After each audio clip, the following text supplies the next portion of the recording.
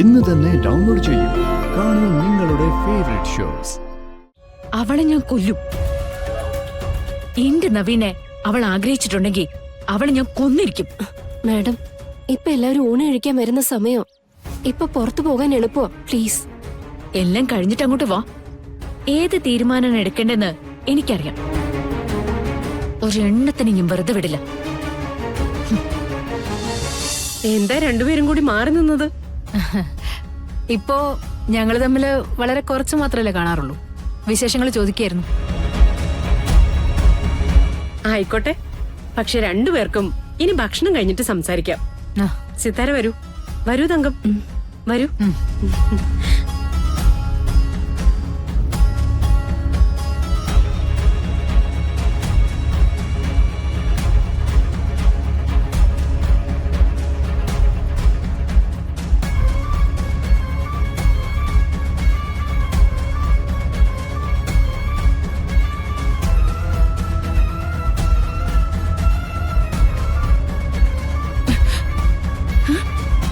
താൻ എന്നോടൊപ്പം വന്നതിന് ശേഷമുള്ള ആദ്യത്തെ ബർത്ത്ഡേ. സത്യം പറഞ്ഞ എൻ്റെ ജീവിതത്തിലെ ഏറ്റവും സന്തോഷമുള്ള ബർത്ത്ഡേ. ആ ഗിഫ്റ്റ് എനിക്ക് ഒരുപാട് ഇഷ്ടമായി. എന്നോട് തനിക്ക് പറയാനുള്ളതൊക്കെ അതിലുണ്ട്. തൻ്റെ മനസ്സിലെ പ്രണയം പരിപൂർണമായി എനിക്ക് കൈമാറിയ ഫീലായിരുന്നു.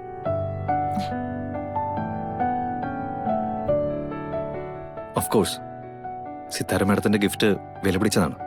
പക്ഷേ എന്റെ മനസ്സിനെ തൊട്ടത് തന്റെ ആ ക്യൂട്ട് പ്രസന്റ് ആയിരുന്നു.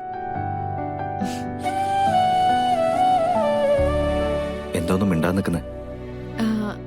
അത് ഞാനെന്ത് പറയാനാ?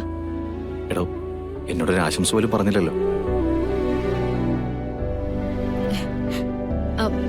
അതിനി പ്രത്യേകിച്ച് പറയണോ? വേണം. മറ്റാരിൽ നിന്നും കേൾക്കുന്ന പോലെ അല്ലല്ലോ തന്റെ നാവിൽ നിന്ന് കേൾക്കുന്നത്. എന്നും എപ്പോഴും നവീൻ സന്തോഷായിരിക്കട്ടെ. എന്റെ ആശംസകൾ. Thank you.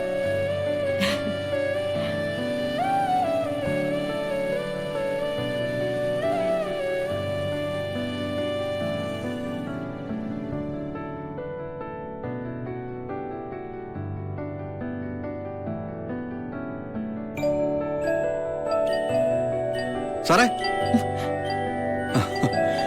അതെ, അവിടെ എല്ലാരും ഭക്ഷണം കഴിക്കാൻ വേണ്ടി കാത്തിരിക്കുവോ?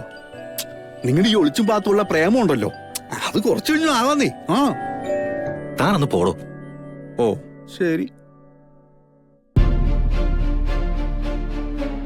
ഗത, തവ.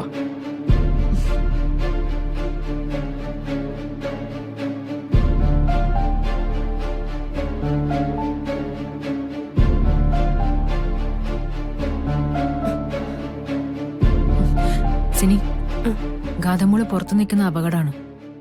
അവളെ അവിടെ നിന്ന് മാറ്റണം. ശരി മാം.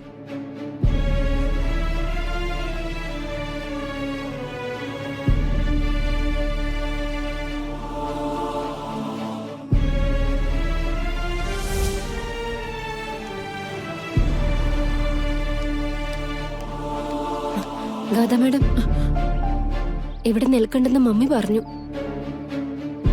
ഇപ്പൊ ഞാനിവിടെ നിൽക്കുന്നത് പോലും ബുദ്ധിമുട്ടായി അല്ലേ? ഗാഥ മാഡത്തിനോട് ഇത് ആദ്യമേ പറഞ്ഞിരുന്നല്ലേ? ഗാഥ മാഡം നിർബന്ധപൂർവ്വം കയറി വന്നതുകൊണ്ടല്ലേ അപകടത്തിന്റെ സൂചന കാണേണ്ടി വന്നത്? ഇവിടെ വന്നതുകൊണ്ട് ഒരുപാട് അപകടങ്ങൾ എനിക്ക് നേരിട്ട് കാണാൻ കഴിഞ്ഞു. അവളുണ്ടല്ലോ, ആ കൃഷ്ണ, അവൾ എന്തൊക്കെയാ കാട്ടിക്കൂട്ടുന്നേ? അവളുടെ അമ്മ എന്തിനാ ഈ ഫംഗ്ഷന് വന്നേ? അത് മാഡം. അത് മാഡം എന്നല്ല, അവളെല്ലാം പ്രീ പ്ലാൻഡ് ആണ്. ഞാൻ സെലക്ട് ചെയ്തത് ലക്ഷങ്ങളുടെ പ്രസന്റാ. അവള് കൊടുത്ത ചീപ്പ് പ്രസന്റ് ആണ് നവീൻ ഇഷ്ടപ്പെട്ടത്. ഇവിടെ ഈ ജനലരികിൽ കൊണ്ടു നിർത്തിയ അവളെ പ്രണയിച്ചത്. ഞാനെല്ലാം കണ്ടുകൊണ്ട് നിൽക്കായിരുന്നു. അതൊക്കെ നമുക്ക് പിന്നീട് സംസാരിക്കാം. മാം വീട്ടിലേക്ക് വന്നിട്ട് മാഡം ഇപ്പൊ പുറത്തേക്ക് പോ. അവളെ ഞാൻ കൊല്ലും. എന്റെ നവീനെ അവൾ ആഗ്രഹിച്ചിട്ടുണ്ടെങ്കിൽ അവളെ ഞാൻ കൊന്നിരിക്കും. മാഡം, ഇപ്പൊ എല്ലാവരും ഊണ് കഴിക്കാൻ വരുന്ന സമയം. ഇപ്പൊ പുറത്തു പോകാൻ എളുപ്പോ? പ്ലീസ്. എല്ലാം കഴിഞ്ഞിട്ട് അങ്ങോട്ട് വാ. ഏത് തീരുമാനം എടുക്കേണ്ടെന്ന് എനിക്കറിയാം. ഒരെണ്ണത്തിന് ഞാൻ വെറുതെ വിടില്ല.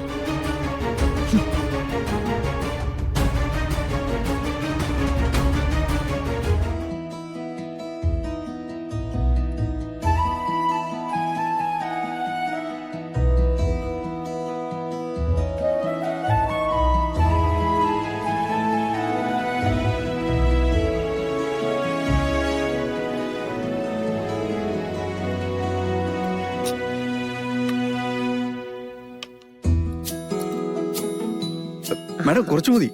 ആ അത് മതി. അമ്മാവാ ഇച്ചിരി കറിയും കുഴിച്ച്. കുറച്ചും കൂടി വെക്കട്ടെ. ആയിക്കോളൂ. ഇത്തിരി മതി ട്ടോ. കീർത്തി, നിനക്കിതൊന്നും എടുത്ത് വിളമ്പാൻ അറിഞ്ഞൂടെ? എടുത്ത് വിളമ്പി കൊടുക്കാൻ.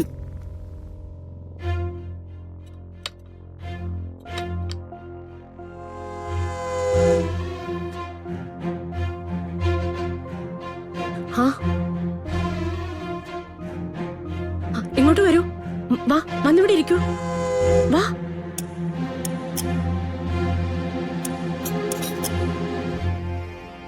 അവിടേക്ക് ഇരിക്കെ.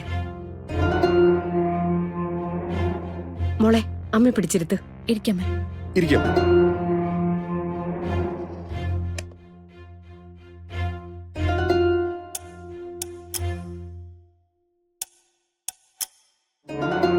മോളെ, ഇതാ അമ്മയ്ക്ക് വിളമ്പാം. ദേ, മോളെ നീ ഇരിക്കേ, നവീന്റെ അടുത്തിരിക്കേ.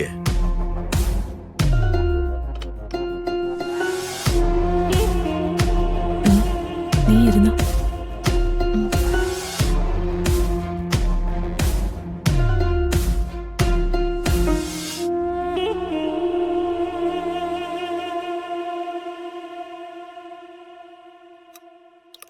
കുറച്ചുകൂടെ ഒഴിക്കട്ടെ നിന്നിട്ട്. മതി മതി മതി. അമ്മാവാ ഇത്തിരി മോരും കുഴിച്ച്. കീർത്തി, കുറച്ച്. ദേ ഇതവിടെ തങ്കത്തിന് വിളമ്പി കൊടുത്തേ. ദാ തങ്കത്തിന് അങ്ങോട്ട് കൊടുക്ക്. ഓ മതി മതി. നവീൻ, കറി കുറച്ചുകൂടെ എടുക്കട്ടെ. സിതാരയ്ക്ക് എന്തെങ്കിലും. മതി.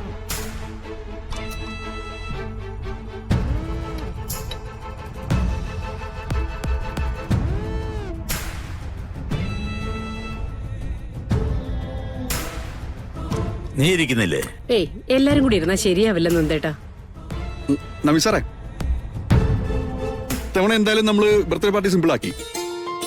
അടുത്ത തവണ ഇതിന്റെ പരിക്ക് തീർത്തിട്ടേ നമുക്കൊന്ന് കൊഴിപ്പിക്കണം. തീർച്ചയായും മണിക്കുഞ്ഞ്, അടുത്ത തവണ നമ്മൾ ഗംഭീരമാക്കും. ആ പിന്നെ അല്ലാതെ.